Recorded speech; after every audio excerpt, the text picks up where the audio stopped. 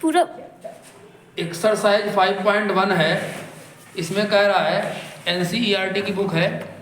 तो पहला क्वेश्चन कह रहा है कि in which of the following situation does the list of number involve make a arithmetic progression, यानी कौन सा स्टेटमेंट ऐसा है जो एपी बना रहा है। पहला जो पार्ट है इसका कह रहा है कि the taxi fare after each kilometre when the fair is 15 rupee for first kilometre, यानी कि पहला किलोमीटर जाने के लिए 15 रुपये चार्ज कर रही है टैक्सी। और इसके बाद जो है नेक्स्ट वो कह रहा है 8 रुपये पर किलोमीटर। तो कह रहा है कि बताइए एपी बनेगी क्या। तो जाहिर सी बात है पहला किलोमीटर जो हम ट्रेवल करेंगे तो 15 रुपये कॉस्ट लेगा जो है। इसके बाद दूसरे के लिए 15 + 8 23 होगा, तीसरे के लिए फिर 15 + 8 + 8 23 + 8 तो क्या होगा 31 होगा।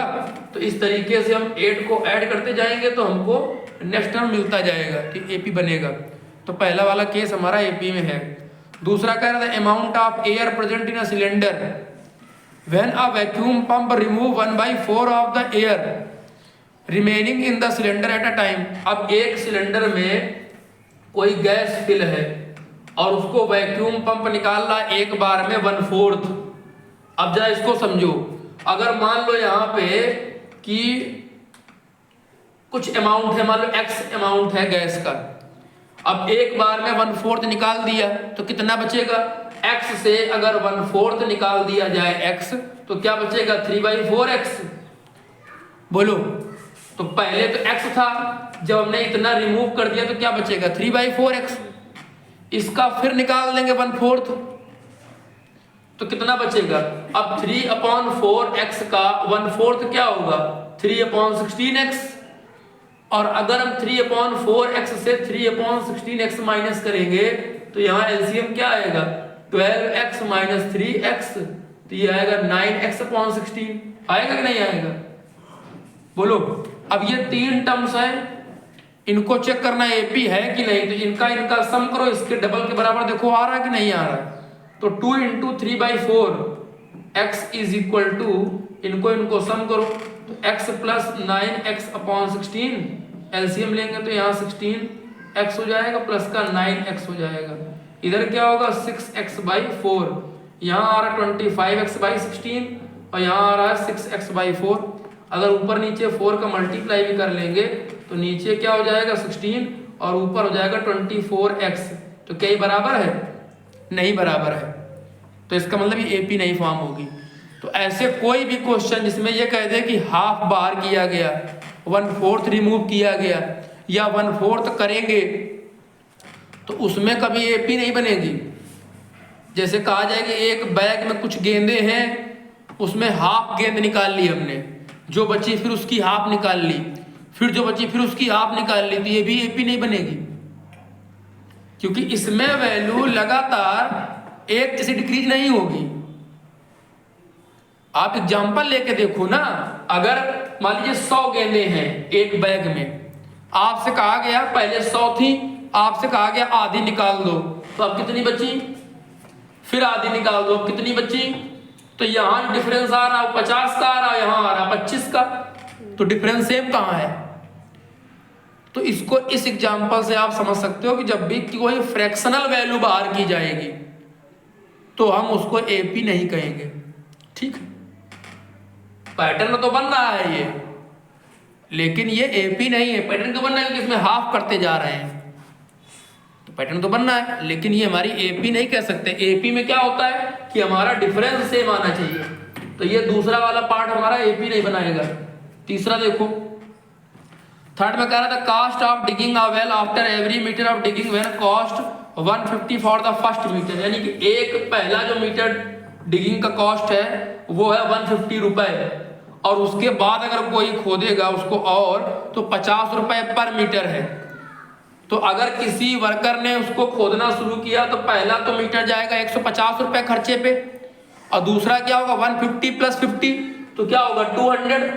अगर मान लीजिए 3 मीटर खोदना है तो क्या हो जाएगा 250, अगर 4 खोदना है तो क्या हो जाएगा 300। भाई हमें 1 मीटर को देना है कॉस्ट 150 रुपी, और उसके बाद जितने मीटर खोदेगा वो उसको 50 रुपए पर मीटर के हिसाब से पेमेंट करना है। तो ये तो एपी बन रहा है, इससे करो -50 आएगा, इससे करो -50 आएगा, तो ये हमारा एपी है। प्रॉब्लम को थोड़ा सा कॉमन सेंस के साथ भी समझो।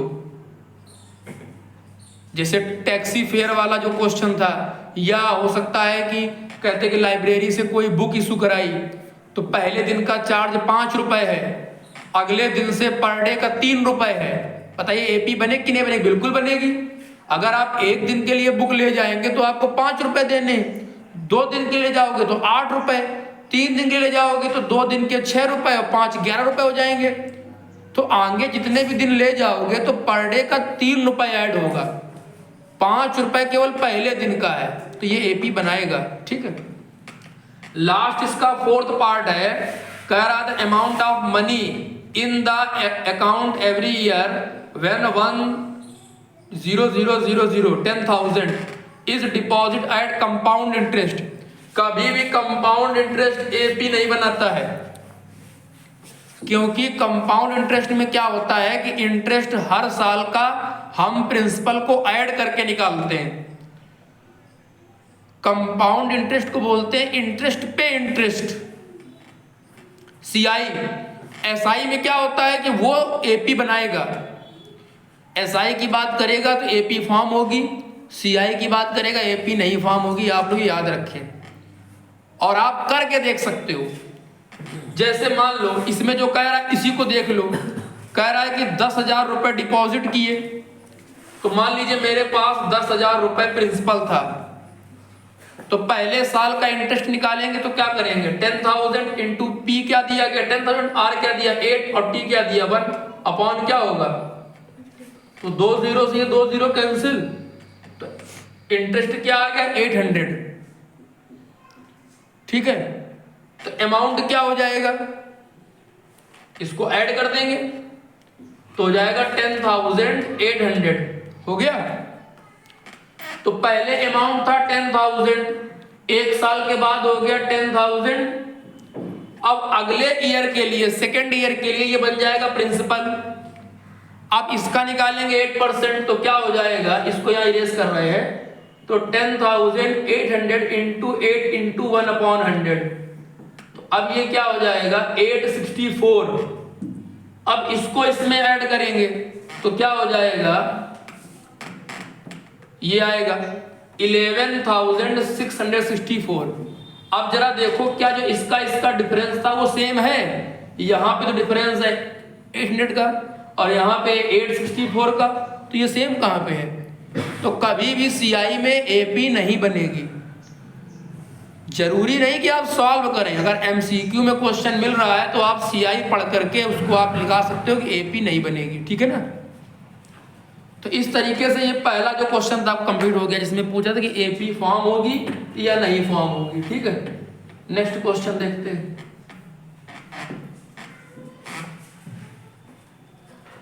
क्वेश्चन नंबर 2 में कह रहा है कि पहले 4 टर्म्स एपी के लिखने हैं।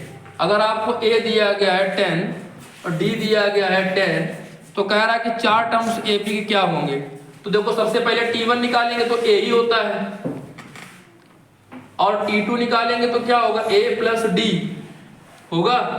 A क्या दिया 10 प्लस 10 तो क्या आएगा 20, और T3 निकालेंगे तो क्या हो जाएगा A प्लस 2D, हमने बताया था फॉर्मूला कल, तो क्या होगा 10 प्लस 2 इंटू 10, तो क्या होगा 10 प्लस 20 तो क्या आ जाएगा 30। ऐसे ही हमको T4 निकालना तो क्या होगा A प्लस 3D, ये हो जाएगा 10 प्लस 3 इंटू 10, तो ये आएगा हमारा 10 प्लस 30, तो ये आएगा 40। तो इस तरीके से तुमको एपी के 4 टर्म्स निकालने हैं। तो इसके फटाक से सारे पार्ट देख लेते हैं। दूसरे में कह रहा है कि ए दिया गया है -2, जिसको नोट करना वो नोट करता रहे। ठीक है, आसान है। दूसरा पार्ट दिया गया a is equal to -2 d equal to 0। अब यहाँ पे देखो अगर d 0 दिया गया है तो सारे टर्म्स जो होंगे वो a के इक्वल हो जाएंगे। क्यों, t1 जो होगा वो हमारा -2 होगा, और जो t2 होगा वो -2 प्लस d होगा। अब d तो है ही नहीं, तो ये क्या आएगा -2, T3 होगा वो भी -2 प्लस 2D होगा, तो ये भी हमारा -2 आएगा। और T4 होगा -2 प्लस 3D, तो ये भी हमारा -2 आएगा। जब D 0 है तो 2D और 3D भी तो 0 होगा। तो इस केस में AP जो बनेगी उसमें सारे टर्म्स सेम ही होंगे।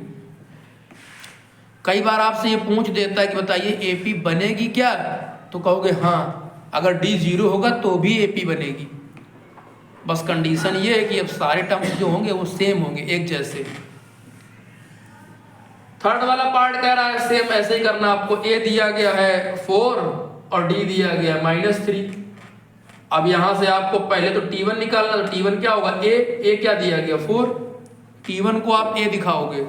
अब T2 निकालोगे तो क्या होगा A प्लस D, और A दिया है 4 और प्लस और माइनस क्या होगा -3, तो क्या आंसर आएगा 1। T3 निकालोगे तो क्या हो जाएगा A प्लस 2D, और A क्या दिया 4 और प्लस 2 इंटू D क्या दिया -3, तो 4 माइनस का 6, तो क्या आएगा -2।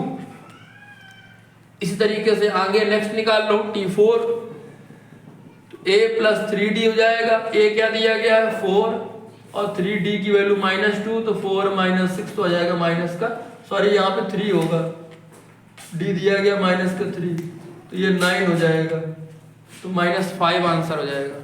ठीक है, तो इसके बाद फोर्थ पार्ट देखो।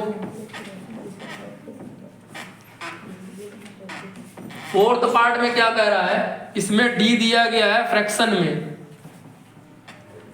A दिया गया -1, D दिया गया 1/2, तो यहां से T1 निकालेंगे तो A, तो ये -1 दिया गया है।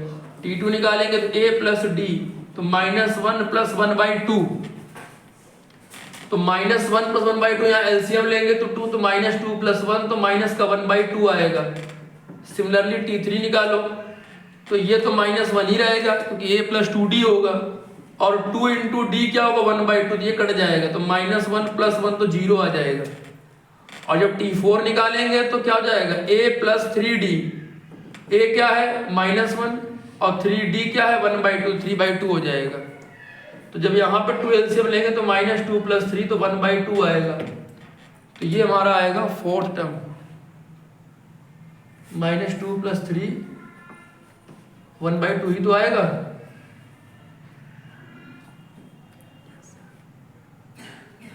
(3/2) होगा D। अच्छा यहाँ पे माइनस था, D माइनस का है, तो ये माइनस का होगा, तो ये माइनस का 5/2 होगा। ठीक है, इरेज करें। इसके बाद देखो थर्ड क्वेश्चन,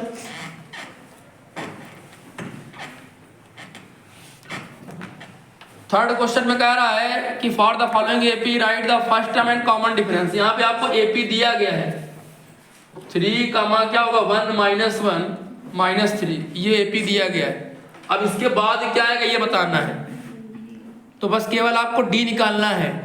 कैसे निकालोगे, इससे इसको माइनस करो, तो 1 -3 तो क्या आएगा -2, और जो आया वो इसमें ऐड कर दो, डिफरेंस तो सबका सेम ही होगा। तो जब -3 में -2 ऐड करोगे तो क्या आएगा -5, तो ये आंसर हमारा क्या होगा। ऐसे ही दूसरा पार्ट इसका दिया गया है -5 -1 3 और 7। D निकालने में ध्यान रखना है कि नेक्स्ट वाले से प्रीवियस वाले को माइनस करना है। जैसे यहाँ पे -1 दिया गया है और माइनस करोगे -5, तो क्या होगा -1 प्लस 5, तो आंसर क्या आएगा 4। अब हमको इसके बाद चाहिए क्या होगा टर्म, तो 7 में 4 ऐड कर दो, 7 प्लस 4 क्या हो जाएगा 11, तो हमारा 11 आएगा नेक्स्ट टर्म। थर्ड पार्ट में फ्रैक्शन दिया गया है, नोट कर लो, नहीं तो यूट्यूब पे तो सारे मिल ही जाएंगे, क्या दिक्कत है तुम लोगों को। इतना शांत ना बैठो, बच्चे हैं, ये पता भी तो चलना चाहिए। फर्स्ट टर्म बताना था, नेक्स्ट टर्म बता दिया। फर्स्ट टर्म और कॉमन। हाँ तो ऐसे निकाल सकते हो ना, हमने नेक्स्ट निकाल दिया है तो उसमें लगा हुआ तो डैश, तो हमने क्वेश्चन में ध्यान नहीं दिया। आप फर्स्ट निकालना तो लो, फर्स्ट का भी देख लो, थर्ड पार्ट देखो, तीसरे का 1/3 5/3, इसीलिए कह रहे बोलते रहो तो सही रहेगा। ये दिया गया, अब इसमें नेक्स्ट भी चलो निकालना है हमको, कोई दिक्कत नहीं। तो फर्स्ट क्या होगा 1/3, ए आ जाएगा 1/3, और डी क्या होगा, इस वाले से 5/3 से 1/3 माइनस करेंगे तो हमारा हो जाएगा 4/3। तो ए आ गया, डी आ गया। अब जो डी आया इसमें ऐड कर दो तो नेक्स्ट निकल आएगा 13/3, 4/3 तो आ जाएगा 17/। तो ऐसे ये हो जाएगा। और लास्ट पार्ट भी इसका देख लो, लिखा है 0.6, 1.7, 2.8, 3.9 एंड सो ऑन। ए हमारा हो जाएगा 0.6, डी निकालेंगे तो 1.7 माइनस 0.6 तो ये हमारा हो जाएगा क्या 1.1 आएगा। तो डी आ गया। तो अगर नेक्स्ट टर्म निकालना तो क्या हो जाएगा 3.9, 1.1 तो 5 हो जाएगा आंसर 5.0। ठीक है। इसके बाद क्वेश्चन नंबर 4 देखिए। इसमें कह रहा है कि which of the following are AP if they form an AP find the common difference and write 3 more terms. अगर कोई सीक्वेंस एपी है तो आप पहले डी निकालो और 3 और टर्म्स आगे के बताने हैं। इरेज करें।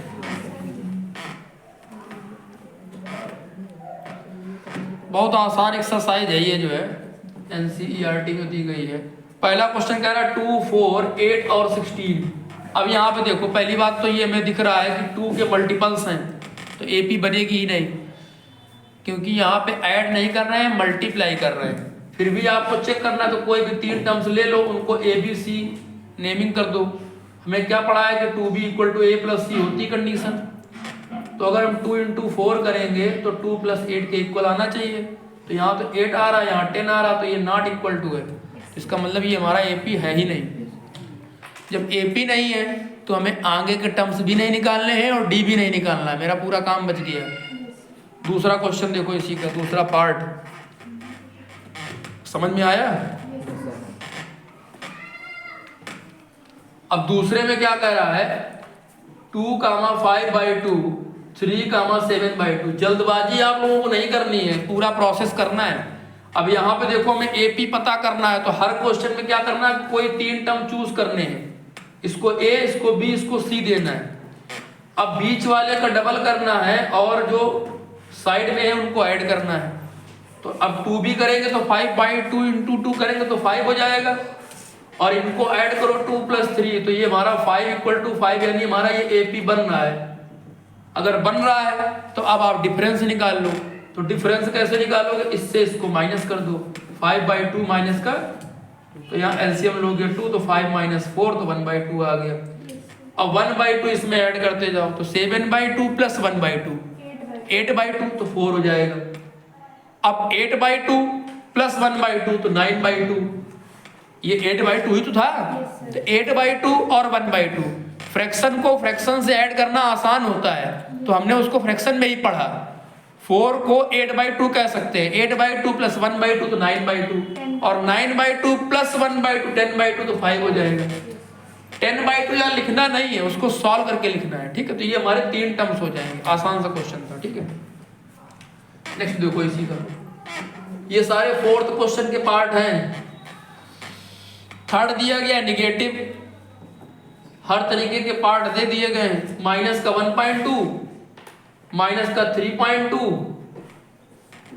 और माइनस का 5.2, माइनस का 7.2, और इसके बाद हमको 3 बताने हैं। तो पहले तो एपी के लिए आप कोई भी 3 टर्म्स ले लो, स्टार्टिंग से भी ले सकते हो, बीच से भी ले सकते हो। तो ये ए बी सी हो गया। तो 2b, तो b का मतलब क्या होगा, माइनस का 3. a + c तो माइनस का 1.2, माइनस का 5. तो ये क्या आएगा 2 × 2 = 4, ये आएगा माइनस का 6. इज इक्वल टू यहाँ आएगा माइनस का 1.2 और माइनस का 5.2, तो जाएगा 6.4 माइनस का, और ये माइनस का 6.4, तो ये सेम आ रहा। तो ये एपी हमारी होगी। अब अगर एपी है तो डी निकाल लो। तो डी कैसे निकालोगे, माइनस का 3.2 से इसे माइनस करना है, और ये माइनस का वैसे भी है तो यहाँ हो जाएगा +1.2। तो ये सॉल्व करोगे तो क्या आएगा -2। अब -2 इसमें ऐड कर दीजिए, तो माइनस का 7.2 और -2 तो माइनस का 9.2 हो जाएगा। फिर माइनस का 11.2 और माइनस का 13. इस तरीके से ये नेक्स्ट 3 टर्म्स निकल आएंगे। कोई दिक्कत? देखो जल्दी से इसको। सर इसी का फिफ्थ वाला क्वेश्चन बता दीजिए, फिफ्थ पार्ट देखो भाई, इरेज करें इसको। फोर्थ वाला आसान है, हो जाएगा। फोर्थ में -10 -6 दिया गया है और माइनस का 2 दिया गया है। तो जब बीच का डबल करोगे तो माइनस का 12 आएगा और वो भी 12 आ रहा है माइनस का, तो एपी बनेगी। और डिफरेंस निकालोगे तो -6 प्लस का 10 4 आएगा। 4 ऐड करते जाओ तो 2 + 4 तो क्या होगा 6, 6 + 4 तो क्या होगा 10, 10 + 4 क्या होगा 14। तो आप ओरली कर सकते हो। फिफ्थ पार्ट देखो इसका 4 का, इसमें लिखा है 3, 3 + √2। इसके बाद दिया गया 3 + 2 √2। इसके बाद लिखा है 3 + 3 √2। अब यहाँ पे क्या करना है, कोई भी 3 टर्म्स लेने हैं हमको, ए बी सी कर देना है। तो 2b = होता है a + c, तो 2 × 3 + √2 और 3 + 3 + 2 √2 तो हो जाएगा 6 + 2 √2, हो जाएगा 6 + 2 √2। तो ये एपी बन रही है। जब d निकालेंगे तो क्या करेंगे, t2 से t1 को माइनस करेंगे, तो 3 + √2 - 3, तो ये कट जाएगा तो √2 आएगा। तो बस आप इसमें √2 ऐड करते जाइए। तो 3 + 3 √2 में √2 क्या जाएगा, 3 + 4 √2, ऐसे 3 + 4 √2, ऐसे 3 + 5 √2। ये आंसर हो जाएगा। कोई दिक्कत बताओ? √2 जो है वो कॉमन डिफरेंस है, उसको आपको ऐड करना, तो वो ऐड होगा √2 के साथ में। सर ऊपर 5 हो जाएगा और 6 हो जाएगा। 4√2 आपने 2 बार कर दिया। अच्छा हाँ, तो वो सही कर लो, कोई दिक्कत नहीं। 5 कर दो, 6 कर दो। समझ में आ गया ना? तो इसके सारे पार्ट हो जाएंगे। Yes sir. अभी लास्ट में अच्छे दिए गए हैं, ऐसे मतलब देख लो अच्छे से। 9th वाला पार्ट बढ़िया है, ये भी एपी नहीं बन रही है। हम बता रहे हैं, आप लोग चेक कर लीजिए। जो 6th पार्ट है इसमें भी एपी नहीं बनेगी। जो 6th वाला पार्ट है इसको आप जरा चेक करो पहले। 0.20, 0.22, इसको जब आप चेक करोगे 0.20 और 0.22 और 0.222, इसको लाइक फ्रैक्शन बना लो। अब देखो यहाँ पे 20 का डिफरेंस आ रहा है, 0.020 का, और यहाँ पे आ रहा है 0.022 का, तो डिफरेंस सेम तो है नहीं। सर वो आएगा 0.44, ये आएगा 422। हाँ, तो ये डिफरेंस मतलब सेम नहीं है, तो ये एपी नहीं बनेगी। इसके बाद देखिए 7th नंबर जो पार्ट है वो एपी बनाएगा। 20 का डबल करें, इनको ऐड करें, सेम आ रहा है। 8th वाले में भी देखिए आप माइनस का 1/2 बना रहा है एपी। बीच वाले को डबल करके और जो किनारे वाले टर्म्स हैं उनको ऐड करिए। एक्सट्रीम टर्म बोलते हैं उनको, जो साइड में होते हैं उनको एक्सट्रीम टर्म कहते हैं। 9th वाला एपी नहीं बना रहा है, जीपी बना रहा है, क्योंकि 3 के मल्टीपल्स लिए जा रहे हैं। 1 3 9 27। 8 2 3 4 ये एपी बना रहा है। इसका 11th में a² a³ a4 ये भी एपी नहीं बना रहा है। 12th में देखो ये अच्छा क्वेश्चन है। 12th वाला जो है पार्ट जो है ये आप देख लीजिए। इसमें कह रहा है √2, √8, √18 और √32। कह रहा बताइए ये एपी है कि नहीं। तो √2 तो ऐसे ही रहेगा, इसको लिख सकते हैं 2√2, क्योंकि जब फैक्टर करेंगे 8 के तो 2 × 2 होगा, तो 2 बार जो 2 एक बार बाहर आ जाएगा। ऐसे इसको लिखेंगे 3√2, क्योंकि 9 × 2 में टूटेगा, ये होगा 4√2। तो ये भी एपी बना रहा है। इसका डबल करो तो इनके ऐड करने से सेम रिजल्ट आएगा। तो ये अच्छा क्वेश्चन है, कई बार कंफ्यूजन के लिए देता है। बच्चे क्या करते हैं, इसको सीधे माइनस कर देते हैं, तो कहते हैं एपी नहीं बन रही है। भाई 8 में 2 करोगे 6 आएगा, या करोगे 10 तो कहोगे एपी नहीं बन रही। लेकिन ऐसे नहीं माइनस कर सकते। रूट से रूट को माइनस कैसे कर सकते हैं, उसको सिंप्लीफाई करना पड़ेगा ना पहले। इसके बाद जो दूसरा दिया गया √3, √6, √9, तो यहाँ पे हमारा ये एपी नहीं बनाएगा। जो 13 पार्ट है आप इसको देख लीजिए, क्योंकि √9 को तो 3 लिख लेंगे और इसको जब चेक करेंगे, देखो हम करके बता देते हैं कैसे इसको आप करोगे। 4th का 13th पार्ट, 4 ही क्वेश्चन है पहली एक्सरसाइज में। तो लिखा हुआ है √3, रूट में 6, रूट में 9 और रूट में 12, ये लिखा हुआ है। तो इसको अगर हम 3 टर्म्स ले लेंगे तो ये हमारा a हो गया, ये b हो गया, ये c हो गया, और इसको सिंप्लीफाई करेंगे तो 3 आएगा। अब इसका डबल करो तो 2 × √6, और इधर क्या आएगा √3 + 3 आएगा। तो क्या ये इसके बराबर है? 2 √6 3 + √3 के बराबर कैसे हो सकता है? तो AP नहीं बनाएगा ये। इसके बाद में 1 स्क्वायर 3 स्क्वायर 5 स्क्वायर, ये भी नहीं बनाएगा AP। और इसके बाद 15th नंबर भी हमारा AP फॉर्म नहीं करेगा।